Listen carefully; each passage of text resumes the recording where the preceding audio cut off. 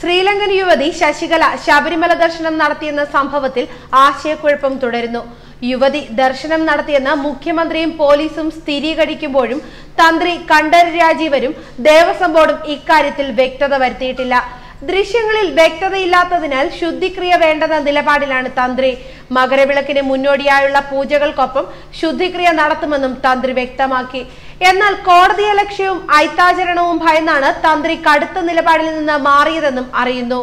ഈ സീസൺ കഴിഞ്ഞ് ഇത് സംബന്ധിച്ച കാര്യത്തിൽ വ്യക്തതയുണ്ടാകും. ജനുവരി 2-ന് യുവതികളായ ബിന്ദുവും കനകദുർഗയും ശബരിമലയിൽ ദർശനം നടത്തിയതിന്റെ ദൃശ്യങ്ങളിൽ വ്യക്തത ഉണ്ടായിരുന്നതിനാൽ തന്ത്രി ശുദ്ധിക്രിയകൾ നടത്തിയിരുന്നു. ഈ മണ്ഡലകാലത്ത് 10ഓളം യുവതികൾ ശബരിമലയിൽ ദർശനം നടത്തിയെന്നും അതിന്റെയെല്ലാം CCTV ദൃശ്യങ്ങൾ തങ്ങളുടെ പക്കലുണ്ടെന്നും അതെല്ലാം സുപ്രീം കോടതിയിൽ സമർപ്പിക്കുമെന്നും ഉന്നത പോലീസ് ഉദ്യോഗസ്ഥർ പറയുന്നു. ശ്രീലങ്കൻ യുവതി 18ാം പടി കയറിയതിന്റെ ദൃശ്യങ്ങളുണ്ടെന്നും സുപ്രീം കോടതിയിൽ ഹാജരാക്കുമെന്നും പോലീസ് ദ ഹിന്ദു പത്രത്തിൽ ആവർത്തിക്കുന്നു.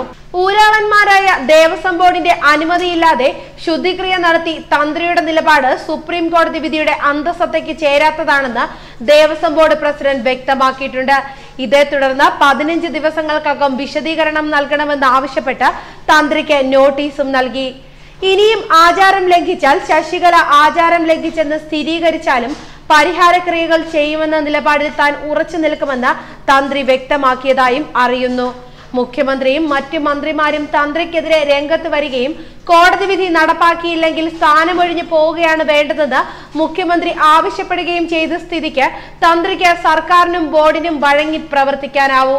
യുവതികൾ എത്തിയാൽ നടയടച്ച് താക്കോൽ കൈമാറുമെന്ന് വെല്ലുവിളിച്ച തന്ത്രി അത് ചെയ്തില്ല എന്നതും ശ്രദ്ധേയമാണ്.